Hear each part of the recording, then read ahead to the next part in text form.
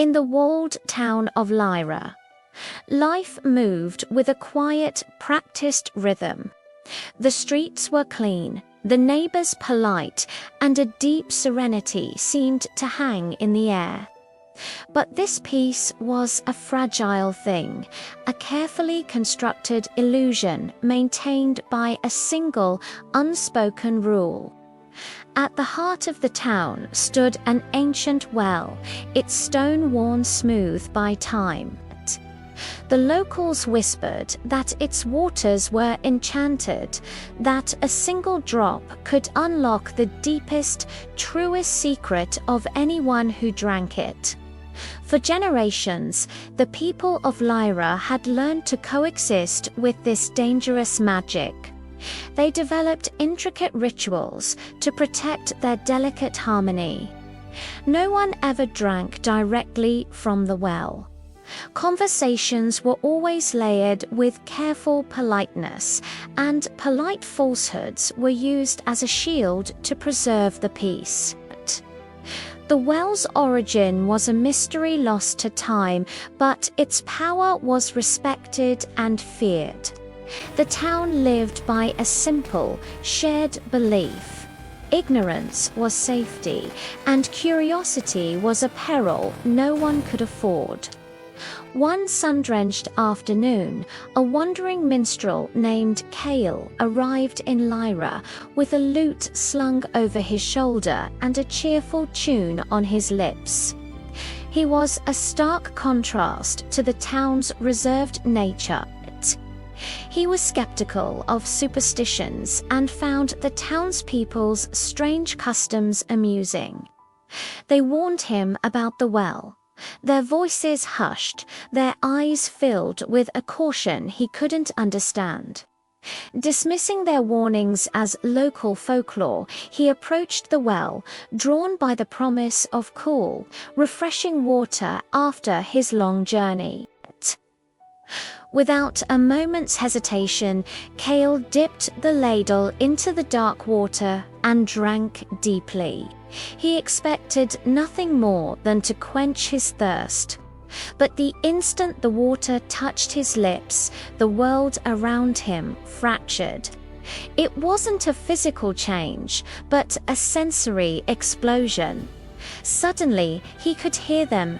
Not their spoken words, but the silent, secret thoughts buried deep within their minds.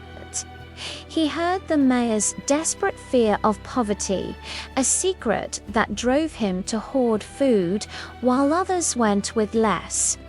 He heard the venomous envy a baker felt for his neighbor's success, hidden behind a warm smile and a morning greeting.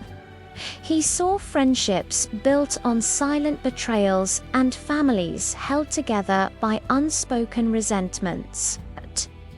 The cascade of truths was overwhelming, a cacophony of human frailty. But as the initial shock subsided, a far more disturbing realization settled in woven. Through the individual secrets was a single, collective thread shared, terrifying pact. Generations ago, the founders of Lyra had trapped a powerful, chaotic spirit beneath the town. The spell that held it captive was fueled by a very specific kind of magic: perpetual silence, unwavering obedience, and a complete suppression of truth. The town's peace wasn't just a social custom. It was the very lock on a cage holding an ancient entity. Every lie, every suppressed emotion, every act of polite denial strengthened the spirit's prison. The entire town was a living sacrifice, trading authentic connection for a fragile, manufactured safety. As Cael wandered through the streets, his new perception turned Lyra into a waking nightmare. He saw the polite bows and courteous smiles for what they were, desperate attempts to maintain the spell. But his presence, now saturated with the well's magic, began to disrupt the delicate balance. When a woman complimented her friend's dress, Cael could hear the bitter jealousy behind the words. And a flicker of that truth now passed between them.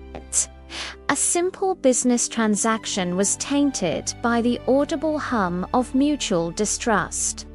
The town's carefully woven tapestry of civility started to unravel.